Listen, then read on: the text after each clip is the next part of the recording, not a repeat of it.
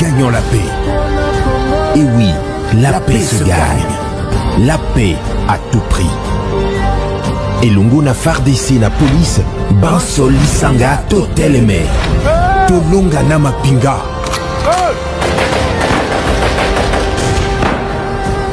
Bendele Kouyaté.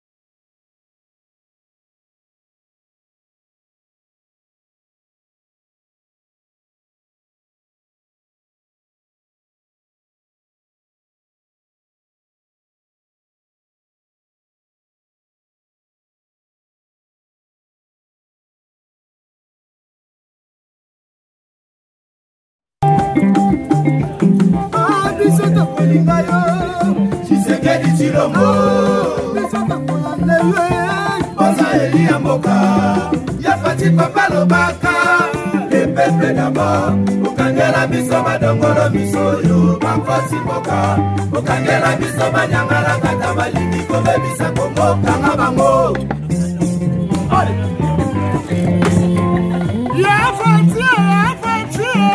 Kangela biso ye, ya fati, Okangela biso ye, ya kwani yeti lomona biso, Kangela biso ye, Okangela biso ye,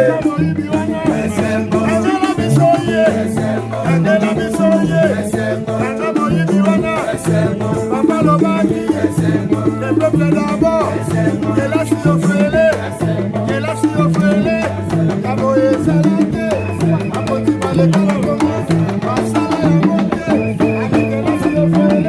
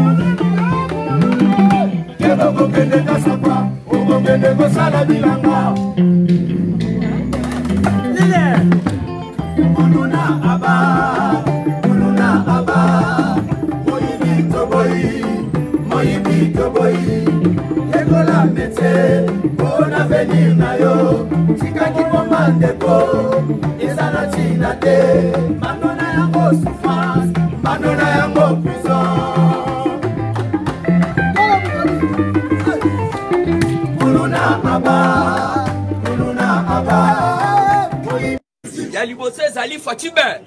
F Soso la muka sutuka nguluma bakosana batombo la Fatiba kokute libanda tina kati toujours be moi maïbe muko tombo lube le grand esprit be Zouba Bilumbu be Zouamambo be Moula Kwasebe le président le plus costaud du monde be Asui Pompola Kelende be c'est pour Kadia Chibukondu be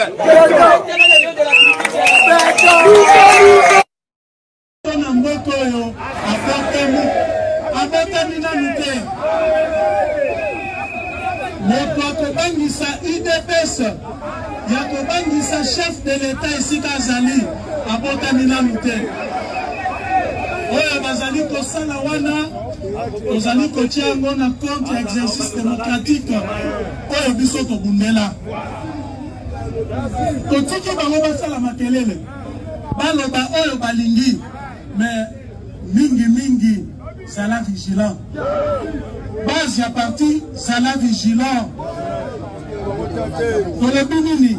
bozala vigilant parce que badongolo misu baennemi ya pouvoir na biso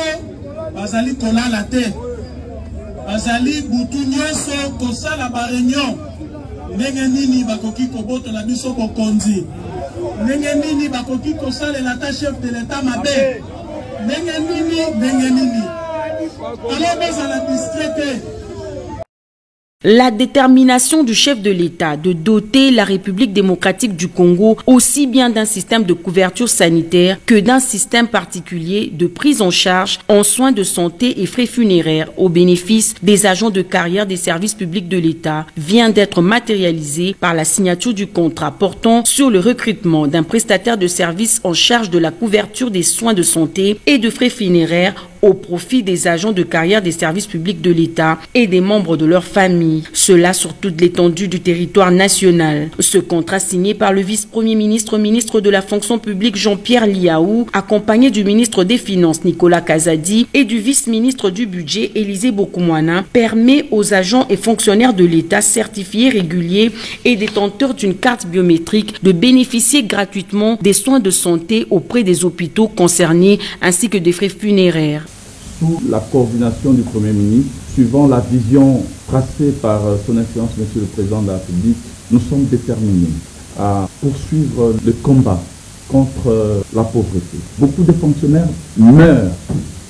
faute de soins appropriés. Ils perdent leurs conjoints, leurs enfants, faute d'avoir la possibilité de les soigner. Et aujourd'hui, c'est un grand pas. C'est vraiment avec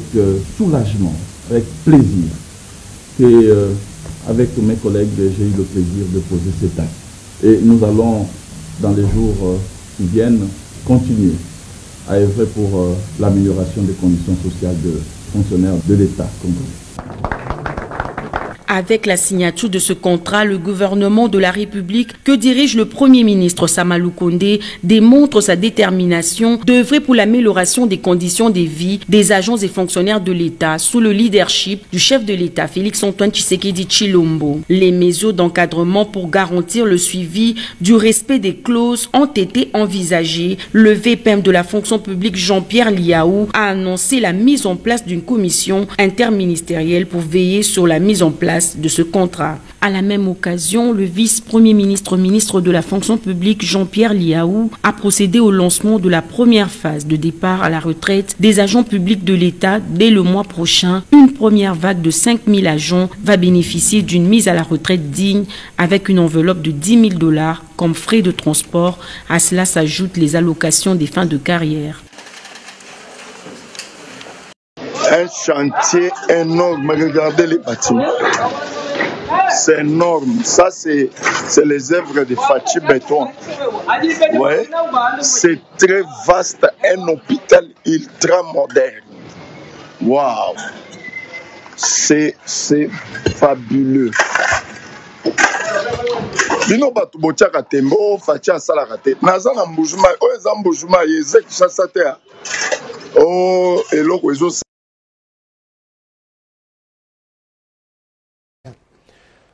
Prenant la parole,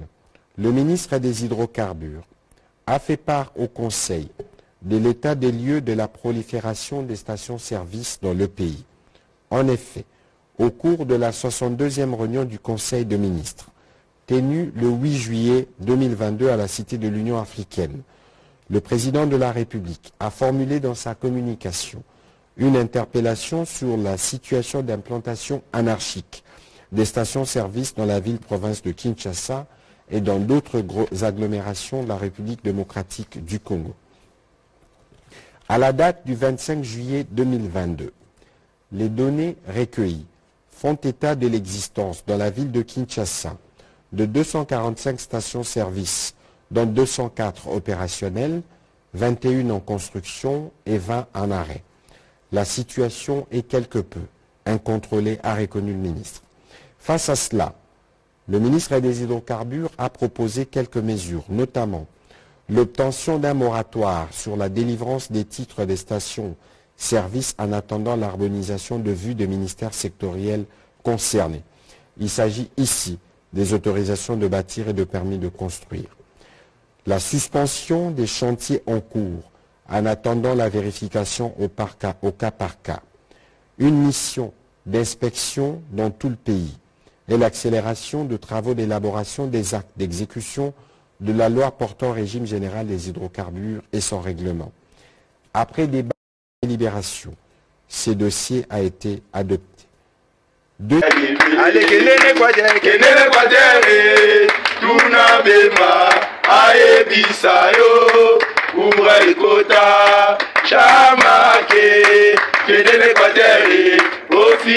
fachi okozwa likwangola kende na idiofa mboke merade ayebisa yo kura ekota fayule kende na idiofa ofinga fachi okozwa likwangola na kata ya fachi izina rafineri ya cuivre na coltan ekoti na RDC fachi sala na yo sala na yo sala na yo fachi sala na yo fachi bose na yo bose na yo bose na yo fachi bose na yo fachi mata na yo mata na yo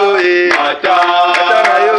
fachi mata na yo fachi kende na yo kende na yo kende na yo fachi kende na yo tolingi totuna vila otunga kuna na kinga bwambo mwe utakiwa waya tera waya oyo tunga kuna na kinga bwambo mwe utakiwa ba prince otunga kuna na kinga bwa tolingi toye bambo mwe utakiwa bekolo tunga kuna na kineswe tolingi toye bambo mwe utakiwa papa mboso yebisa biso salera jamake ezalaki papa mboso yebisa biso salera jamake ezalaki ekomi totuna mbonga bakate ekenda wapi ekomi tomake fachi sala na yo sala na yo sala na yo fachi sala na yo fachi bose na yo bose na yo bose na yo fachi bose na yo fachi kende na yo kende na yo kende na yo fachi kende na yo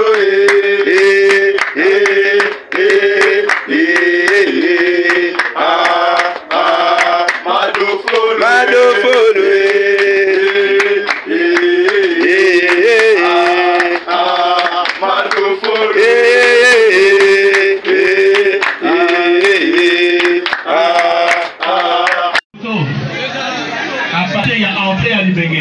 ti awa pe la commune na suka te c'est à moi na aéroport ba poto ezali na moni bandako pe ba kabe sokota na bandako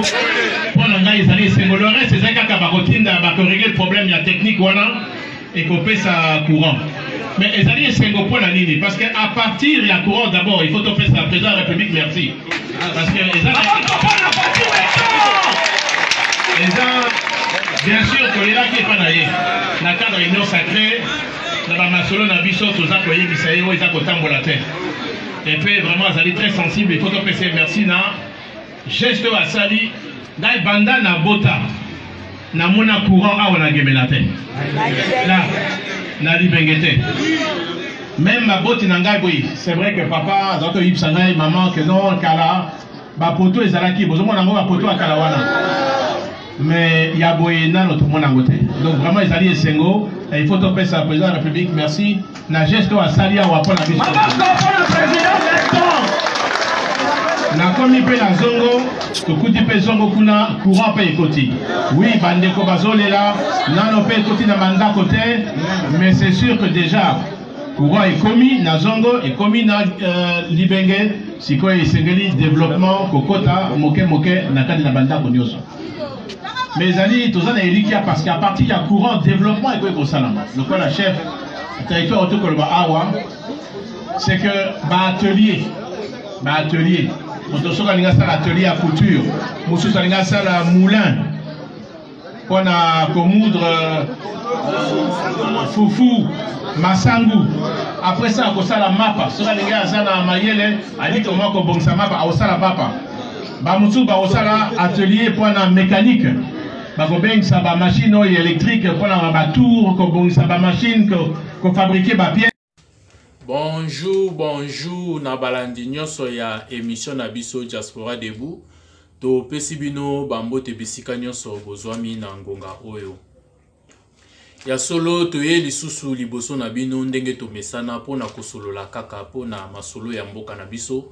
oyo moko nzambe apesa biso République démocratique du Congo. Mboka oyo ya bapapa na biso, mboka oyo ya bakoko na biso, mboka na biso pe mboka ya bana na biso, oyo tokotika yango ebeba te pe tokotika yango ekufa te. Biso oyo ba 100% de père et de mère, makila na biso e tanga pona mboka na biso, bakoko na biso, bandeko na biso bakufa kaka pona mboka na biso moko toza nango République démocratique du Congo. Yangwana biso oyo pe tokotika te tokobunda kino na suka pona bana na biso pe basepela bamona changement na mboka na biso, bango pe ba profiter pona bozwi ya mboka na biso.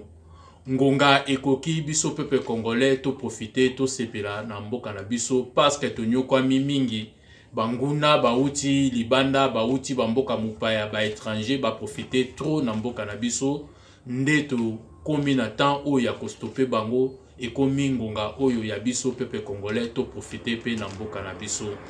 Yango wana toza kopesa bambote bisika nyonso bozwami balandi ya émission na biso Diaspora Debout topesi bino bambote na kombo na Yesu. Biso nyonso toyebi ke émission na biso to bandaka yango na konetola kombo na Yesu Kristo. Yango to bandi lisusu émission na biso lelo pona konetola kombo na Yesu Kristo likolo na bakombo nyonso. Kombo na Yesu Kristo eza likolo na bakombo nyonso, likolo na banguya nyonso, likolo na bokonzi nyonso, likolo ya toute créature ou ezali visible pe invisible. Eza likolo na nyonso na monde invisible pe na monde visible. Kombo na Yesu Masiya ezali kombo oyo ebikisaka. Yangwana topesi merci na Nzambe papa, Nzambe oyo apesi biso souffle de vie, akomisi biso susu na mokolo ya lelo. Tozongsi lokumu pe masanzoli epa na ye, Nzambe ya Abraham, Nzambe ya Isaac, Nzambe ya Jacob, Nzambe ya Moze aidi na Bala. Oyo azali pe ya reve ya mboka na biso, tozongsi lokumu na Nzambe wana, Nzambe aza kobatela biso, oyo aza kolongisa biso, oyo aza ko épargner biso na ba danger,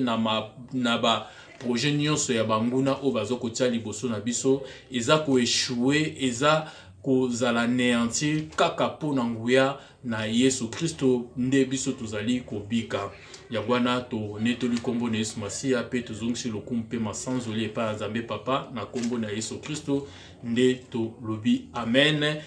Ya solo tokoti na émission na biso ya lelo tozali na ta ebele vraiment te po to solola na kati ya émission na biso lelo. Tozali au moins na 4 sujets oyo toye to partager na bino balandi nyonso ya émission na biso Diaspora Debout. Ya solo avato bande émission na biso topesi mbote na ba oyo baza kobunda pona mboka na biso pona avancement ya pe progression ya mboka na biso oyo ezali Gilles Alingedi oyo azali inspecteur ya finance ya mboka na biso na musala oyo bazali kosala oyo ezali ministre ya finance Nicolas Kazadi pona recette oyo bazali kosala nde eza kosala ke misala esalamaka lelo oyo tomoni tokomi na ba agent nyonso ya l'État ba kobanda kozwa ba soins ya ofele gratuité ya santé et bandi pona ba agent nyonso ya l'État. En tout cas, eloko tuza ko saluer yango batu balobaki président azosala eloko te facha azosala eloko te bino moko bomona gratuité ya soins to gratuité ya santé yango ebandi oyo ezali ba agent nyonso ya l'État oyo ezali ba fonctionnaire oyo ezali ba juge ba tu nyonso basalaka na ba compagnie ya l'État ba kobanda kozwa ba soins kobanda les premiers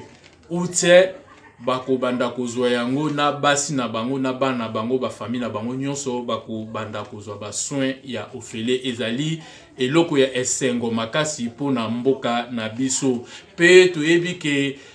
basi nyonso oyo ya zemi bako banda kozwa o ezali gratuité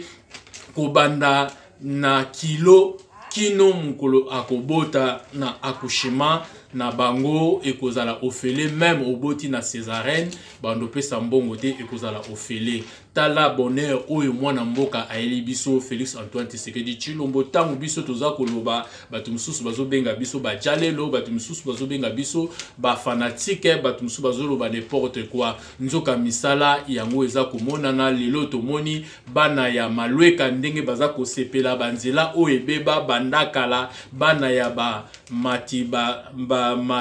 matiba bala baza kosepela banzela oyo ekangamaka banzela oyo ebebaka ba région oyo esalamaka na bakartier na bango banzela ezalaka susu te même transport ekomaka pasi lelo to biso nyonso tozomona changement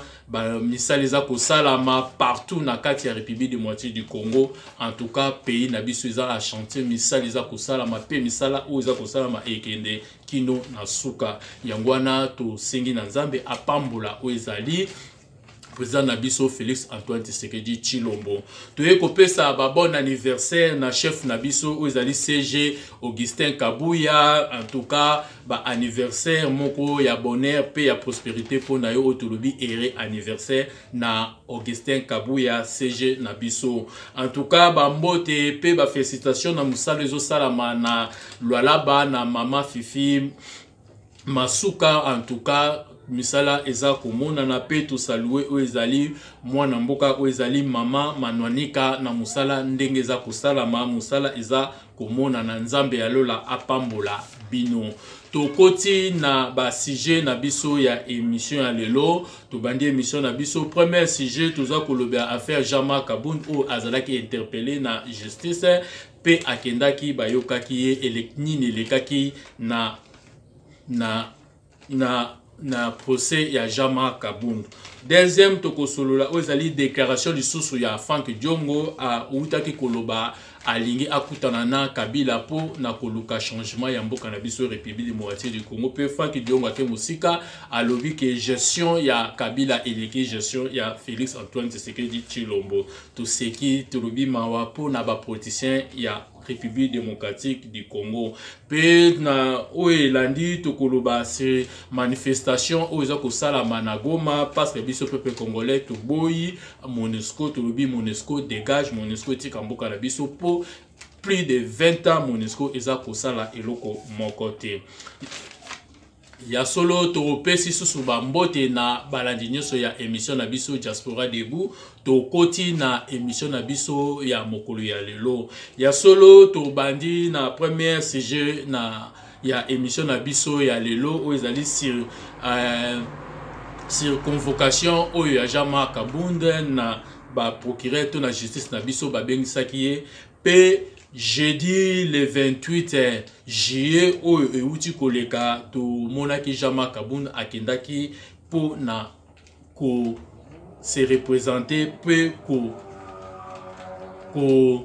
répondre na invitation oyo ba pesaki na justice na biso. Jean-Marc Kabund akomaki kuna kasi ezalaki eloko ya mawa po na Jean-Marc Kabund po na makambo oyo ya salaki ba déclaration moko diffamatoire pe ba outrage contre le président de la République ezalaki ba déclaration moko boye ya mabe ya lokuta o Jean-Marc Kabund alobaki po na président de la République. Metanga komaki kuna batunaki ye na ba juge apesa ba preuve oye azana yango oyo ba détournement eza kosalama na mboka na biso bozwi to ba millions ba milliards eza kobima na budget privé eza kokende na ba multinational to monaki Jean-Marc Kabund abetaki monoko ya lobi yepe azalaki kaka ko yoka ndenge bazalaki ndenge mokili to bato baza kolobake pouvoir ya lelo eza pouvoir ba détournement eza pouvoir ya ba justice mais balobi pourquoi yo oza député na place o mema mention na kati ya Assemblée nationale pour débattre yango to il faut olukana no ba preuve tango yo ki ba information ba baza koloba sur pouvoir ya lelo to o ezali ndenge pouvoir le leza ko kamba mabe il fallait ki olukana ba preuve oyeba est-ce que batu bazolo ba ya solo to bazolo ba ya lokuta soki omona ki batu bazolo ba ya solo il fallait ki o mema yango na assemblée nationale kuna boyeba ko débattre yango na ba preuve oyo ngaki kozwa nde ngaki bozwa yango solution parce que ezali interdit na constitution ya mboka attaquer un homme ou ezali un homme d'état député baleka pona kosala ba déclaration moko diffamatoire contre le président to ba ouvrage contre Oezali le chef de l'état eza interdit pona ba l'homme d'état comme ba député ba sénateur ba ministre en tout cas soki bino ba député bo moni problème il faut boya nango na kati ya assemblée nationale bo sengi motion pe bo pesi yango po bo débattre yango boye bandenge nini boko silisa yango Jama Kaboun abetaki monoko nde ba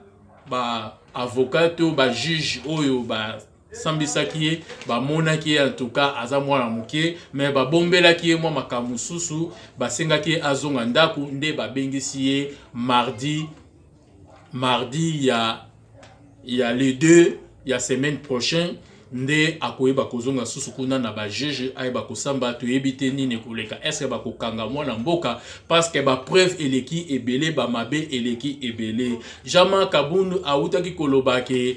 pouvoir eza pouvoir ba justice njoka yende moko azali premier justice alobi eza pouvoir ya ba détourner mais njoka ye moko ndazala ki premier détourner après Vital Kamerhe ba za ba détourner o ba yibi ebele na mboka na biso ba prendre biso na ba source na biso ke lupango o Jama Kabundu aza kofanda o atonga ba villa na ye ezali 5 mapango o ya somba na quartier moko o ya za kofanda kuna na kata Kingabwa eza 5 na lupangu moko asombaki yango plus de $100,000 siko 5 eza plus de $500,000 et niveau ya bandako ya tongi wana dépense nango eza plus de millions de dollars américains atongaki yango tango asali nanu akokisaki ata inanete na Assemblée nationale tango bavotaki député mais yasi atongaki déjà asi atongaki déjà ndaku wana asombaki déjà espace wana ya 5 mapang oyo ye asangisaki yango mbongo oyo ye asombaki yango azwaki wapi tomona Jama Kabundu likolo ya punda na kingakati na ba Ruberwa talaka ka Jama Kabundu komaki ba master ba Ruberwa ba komaki kokende ko sala ba ambiance ensemble donc yende azalaki vrai jouisseur en tout cas likambo ya Jama Kabundu tozela nanu mardi lokola ba bengisi mardi toyeba nini oyo ekoleka na ba déclaration na ye diffamatoire oyo asalaki contre président ba outrage contre le chef de l'état oye asalaki tokoyeba nini ekoleka na mokolo ya mardi parce que Jama Kabundu lokutande lataki pe bakosaki na Kabila na Moïse na ba Frank Diongo na entourage pe na ba complot wana ba Martin Fayulu na ba Adolphe Mozito ba Matata Mponyo bango nyonso bakosaki ye nzoka batindaki na libulu Jama Kabundu akwei na libulu oyo ba timbolo yake fati nzoka Jama Kabundu moko akwei meto yebi ke suka na ekozala kolela minyoko pe passe Jama Kabundu aza ko risquer kokota prison meto yebite ba juge bako kata makambo ndenge nini est-ce que président ko défendre Jama Kabundu akosenga batika to président ako livrer akotika justice sa musala na soki justice a usala ka musala na donc Jama Kabundu suka na ezali prison yango wana ezali premier sujet o tozalaki na yango mais tozozela mardi tokotala nini yango ekoleka na mokolo ya mardi tokoti na sujet mosusu o ezali ya Frank Diongo auti ko déclarer alobi gestion ya Kabila eleki gestion ya Félix Antoine Tshisekedi Tshilombo gestion ya Kabila ezalaki gestion ya massacre ezalaki gestion ya tuerie ezalaki gestion ya ba détourner kasi toyebite Frank Diongo ninyango elie mais mutema mabe ba politicien na biso ba leader na biso ba yebaka vraiment intérêt ya PPT bango batalaka mingi ba intérêt na bango yango wana etindi aloba bongo ya lobi azoluka kenda kutana na Kabila pour na changement ya Congo. Kabila azalaki na pouvoir, Kabila akanga ye azalaki député, azalaki na ba immunité nyonso o esengela ki eza ko protéger ma Kabila talaki ba immunité wana te mais akangaki ye atiaki na prison na force mutu moko te à côté laki kasi lelo yo mawa pona Franki Diongo abanda koloba ke ye fa kutana na Kabila gestion ya Kabila leki gestion ya Félix Antoine Tshisekedi to yoki mawa epesi biso mawa na ba politiciens pour la boye na ba politiciens mitu sala kate na ba politiciens ya ba intérêt na bango ba politiciens ya ba intérêt ya mabumu na bango pe ba famille na bango. Merci na président Félix parce que boya ki kotia mutu lokwa Franki Diongo ko pesa poste pour soko tiaki ezoko mona na ki ye pe alinga katia ka bakali aingaki aiba atondisa ba poche na ye. Franki Diongo ake musika lobi ke soki Moïse Katumba lobi aloba makambo salela président Félix tokokamwa nini. Franki Diongo lobi ke Moïse nde azalaki candidat présidence bayokanaki na président Félix pour président Félix à soutenir ye biso de lobi ezalaki pe problème te soki bayokanaki egaki sala makande salamaki na Genève ndenge président Félix andimaki ki Martin Fayulu nde nani candidat ya opposition mais base peuple congolais to telemaki to sengaki na président Félix a retiré signature na EP a retiré ki yango donc ingaki sala makande mona Moïse Katumbi pe na nini na campagne ya élection présidentielle bisonyo stomona ndenge président Félix na Vital Kamerhe basala yango na souffrance bazo katisa ba mai na ba boatu bazo tambola makolo bazangi ba mituka to mona Martin Fayulu ndenge asala o ezali campagne moko à l'américaine pe na bozui na budget na makabunyo som Moïse Katumbi a soutenir campagne ya président Félix c'était président Félix eza peuple na batu ya mawa nde basangisa bambongo pona ko soutenir campagne ya président Félix. Franki Diongo tika kokosa makambo yozolo beza makambo ya lokuta makambo ya soni kasi toyebi ke basi ba pesio mbongo baliesi yo ozali fromage na batio na monoko nde oza koloba makambo oyo ezanga tina yebaka ke Katumbi atikala kosala eloko moko te atikala ko soutenir président Félix c'était Katumbi kutu aya koluka moto po azala vrai opposant il fallait ki aya kangamana IDPS akangamana Félix Antoine Tshisekedi Tshilombo ndeko pusana ya nani Moïse Katumbi et pas ya Félix Antoine Tshisekedi Tshilombo pour epesa honneur pe et confirmer que azali vrai opposant ndesengaki il faut aya akangabana IDPS donc wana kutu eza nango actualité te eza soni ndezo sala yo mais yebaka otika la kara na chômage okozwa pe musala te en tout cas pas pe kolela pona yo Franki Diongo na bakambo eza koloba pouvoir ezo sa musala ezo monana tozo mona biso nyonso ba misala ndezo monana botika lokuta. En tout cas toleki na makambo ya Franki Diongo toki na makambo ya manifestation ya bana ya Kivu ya bana ya Goma o basalaki contre MONUSCO basengi MONUSCO dégage. Biso nyonso peuple congolais tozo senga MONUSCO dégage parce que MONUSCO eza na eloko malunga oyo eza kosala te. MONUSCO etika mboka na biso. MONUSCO esali plus de 20 ans eloko malunga esala te. MONUSCO aboma nindindi ni puku melelo tomoni MONUSCO komi ko boma peuple congolais. Eloko ezopesa biso kanda komona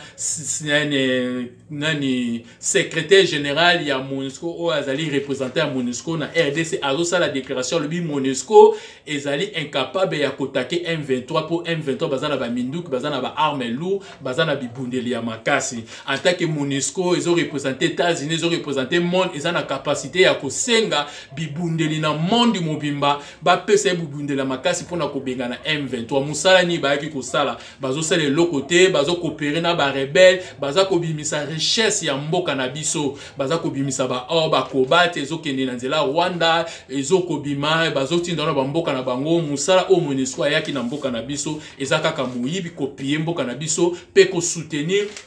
ba rebelle pour mboka na biso ezalaka na sécurité pour bango ba mandat na bango ezalaka multiplier toyebi yango to comprendre yango to sengi MONUSCO abima mboka na biso toza na yesu posa te batika biso moko to kozwa sécurité mboka na biso pe to kopesa kimia na mboka na biso. En tout cas yango na peza bana Goma toza sima na bino botika papa na biso Bayat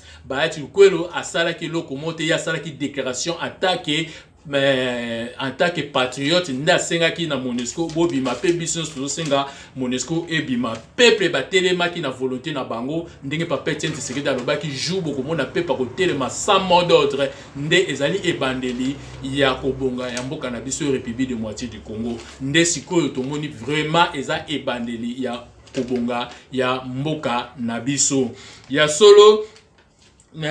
Toye komona ba ndeti batloka ba Frank Diongo balobaki ke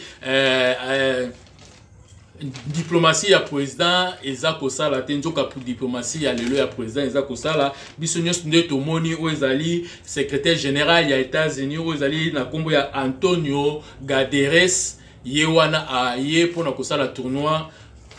na Afrique pe na mboka na biso pona koluka kosenga na Rwanda babima na mboka na biso batika mboka na biso kimia diplomatie ya président eza kosala mboka na biso eza kobonga makambo eza ko changer yangwana nde o ezalaki na biso poto partager na bino to solo na bino makambo eza ko changer mboka eza ko bonga vive la République démocratique du Congo ya président na biso Félix Antoine Tshisekedi Tshilombo ya papa na biso Etienne Tshisekedi ozali super héros père de la démocratie ya mboka na biso to sengi molimone epema na kimia vive la République démocratique du Congo ozali ya mama Marx mama na biso motema yango ba salutation biso bana na ozali to ko respecter yo pe to ko honorer parce que ozali première combattante ya mboka na biso. En tout cas mama Marx nzambe alola abate la yo omona développement ya Congo kino na suka to saluer susu mama Denise ozali premier vice président yaba mama nyonso yaba président yaba mama nyonso présidente ya Afrique mobimba ya azako honorer mboka na biso azako sunga peuple congolais na bozui nyonso nzamba zo pambola ya muke ya mbele azako sunga mboka na biso ekende liboso to pesi mbote na ya na biso ezali John Nyakero nzambe ya lola apambola yo azongiselo ya mingi bambote na ya Christian Tshisekedi bisika ozali nzambe ya bikamwa azala na yo pe ezali na Jekoko Mulumba o ezali Gérard nzambe ya lola apambola yo tokutani na mbalasima tokomi na suka ya émission na biso nzambe ya lola apambola la République démocratique du Congo bye tokeni tokutani mbalasima merci.